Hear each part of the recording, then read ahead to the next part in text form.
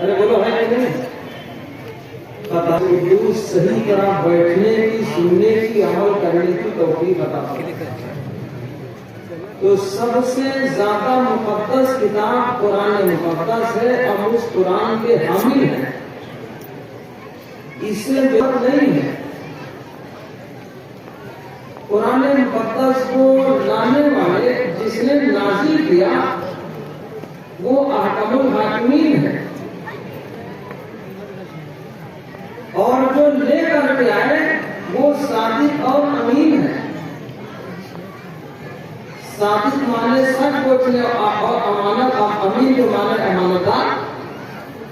یہ دونوں خوبیاں تھی سرور کائنات امام الانبیاء جناب محمد اللہ صلی اللہ علیہ وسلم میں۔ آپ امین بھی تھے اور صادق بھی تھے۔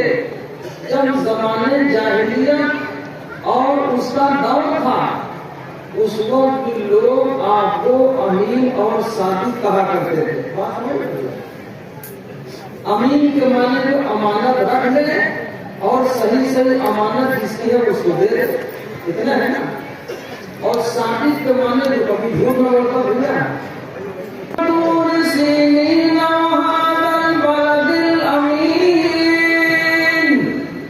اللہ نے اس شہر کی قسم کھائی جس کو امن والا شہر بتایا ہے۔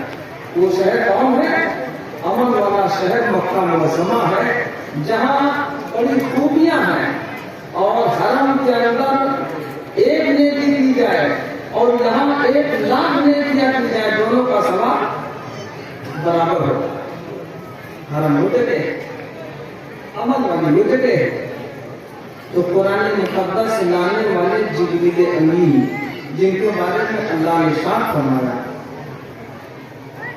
کہ وہ لانے والے جبریل امین، تو یہ قرآن مقدس بہت قیمتی دولت ہے، بہت قیمتی شے ہے۔ خداوند قدوس اس کی قدر کی توفیق عطا فرمائے۔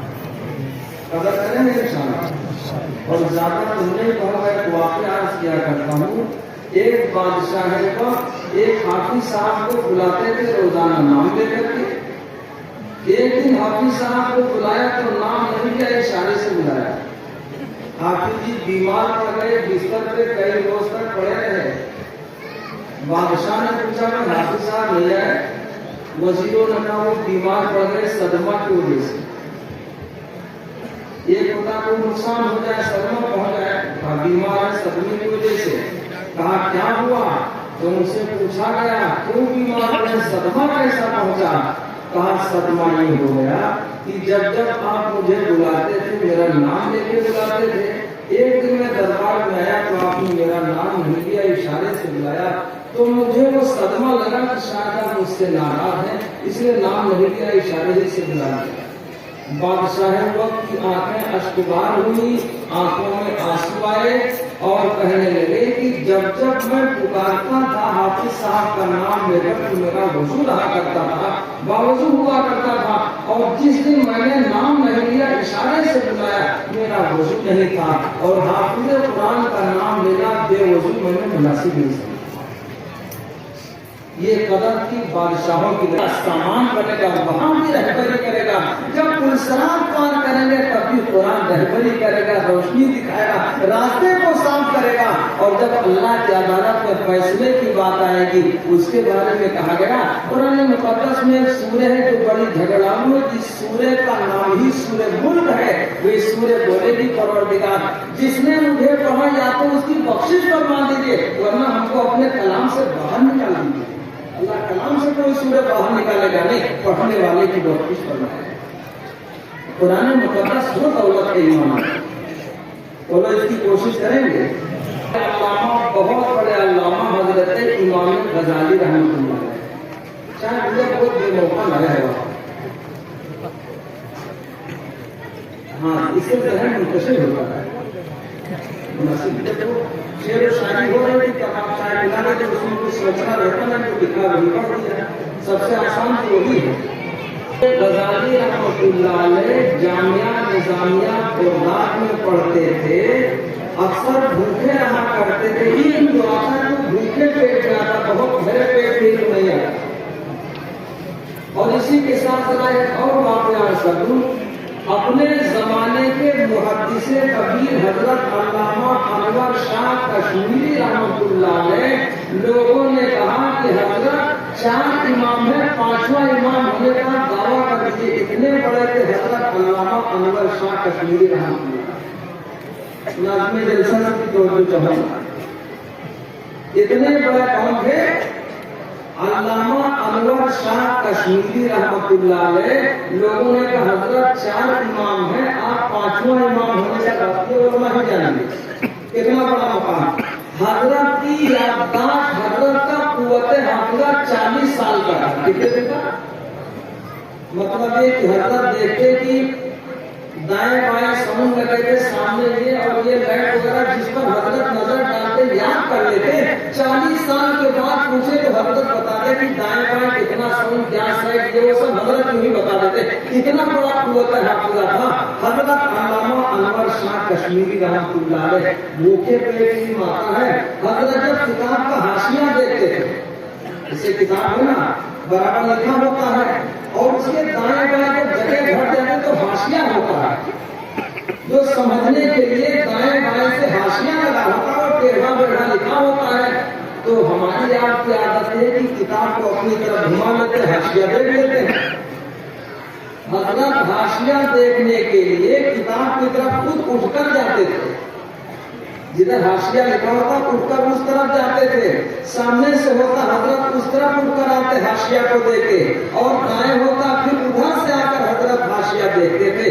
جب کتاب کی قدر کی تھی ان کے زمانے میں پوری دنیا میں اتنا بڑا قوت حافظہ خالی موجود ہے.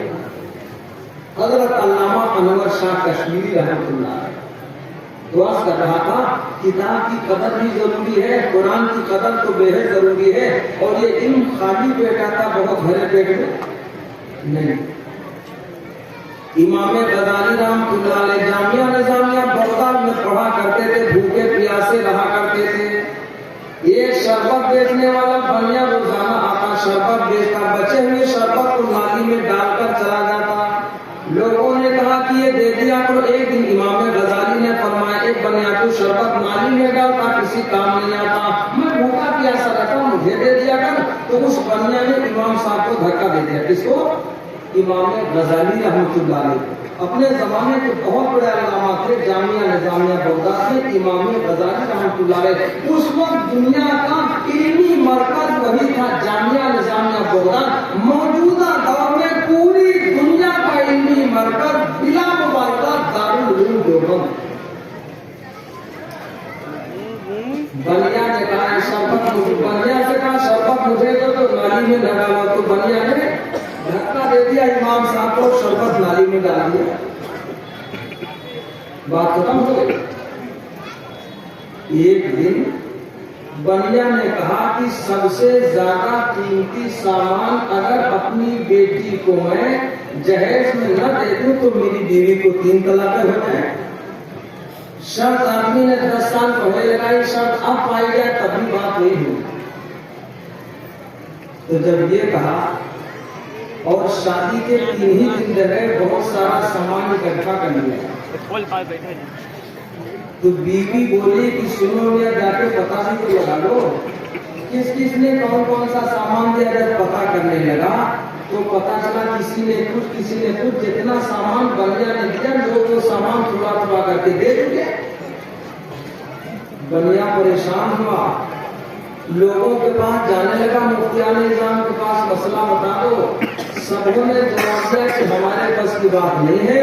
لوگوں نے رائے دی تم جاؤ امام غزالی کے پاس نوجوان عالم دین ہے، اگر وہ مسئلے کا حل کریں گے تو ہے، ورنہ کسی اور کے پاس اس کا جواب ہے نہیں. اور سن لیجیے، امام غزالی رحمۃ اللہ علیہ کے پاس بنیا آیا، کہنے لگا حضرت مسئلہ بتا دیجیے. حضرت نے فرمایا 1,00,000 روپیہ دینا پڑے گا. کتنا؟ ایک گٹھڑی پر اتنا روپیہ کہ ایک کچر پہ لاگو تو کچر بوجھل ہو جائے، کچھ بوجھ کے برابر روپیہ دینا پڑے گا. سونے چاندی کے سکے چلا کرتے تھے. تو حضرت نے جب یہ فرما بنیا نے کہا حضرت میں مشورہ کرنے کے بعد بتاؤں گا. گھر گیا، بیوی سے مشورہ کیا. بیوی نے کہا 1 کچر روپیہ دینا سستا ہے، یہ بھی ٹھیک ہے، غنیمت कहीं तलाक हो गई बड़ी बदनामी की बात होगी। बनिया दूसरे दिन हजरत से कहने लगा, हजरत मसला बता दीजिए, मैं 1 कच्चा रुपया देने को तैयार हूँ। हजरत ने कहा 1 नहीं 2 कच्चा रुपया देने पड़ेंगे। बनिया बोला हजरत आपने कल 1 ही बताया था। हजरत ने कहा कल 1 आप दूसरा दिन है ना 2 कच्चा देने पड़ेंगे। बनिया कहने लगा हजरत में मशवरा के बाद बताऊंगा। फिर घर गया, फिर घर से वापस आया तीसरे दिन और कहा हजरत आप मसला बता दीजिए, मैं 2 कच्चा रुपया देने को तैयार हूँ। हजरत ने कहा 3 कच्चा देने पड़ेंगे। बनिया ने कहा हजरत आपने कहा तो 2 ही तक कल दूसरा दिन था तीसरा दिन। बनिया ने कहा हजरत मैं अभी घर से आता हूँ। घर गया, बीवी से बोला मशवरा के चूंकि अब टाइम बाकी नहीं था तो बीवी ने कहा कि 3 कच्चा रुपया देना भी सस्ता है, मसला मालूम हो जाए और मामला बन जाए, तलाक से बचा वरना तो पूरे इलाके में बदनामी की बात हो जाए। बनिया ने कहा हजरत बता दीजिए मैं 3 कच्चा रुपया देने को तैयार हूँ। तो हजरत ने फरमाया कि सुनो बैठो। हजरत अंदर तशरीफ ले गए, कलामुल्लाह शरीफ उठा के लाए, कुरान मुकद्दस उठा के लाए और बनिया को दे दिया। कहा सुनो जब सारा सामान इकट्ठा हो जाए जो तुमने जहेज का तैयार कर रखा है, उस सामान के साथ साथ कुरान मुकद्दस का नुस्खा भी अपनी बेटी को हदिया में दे देना।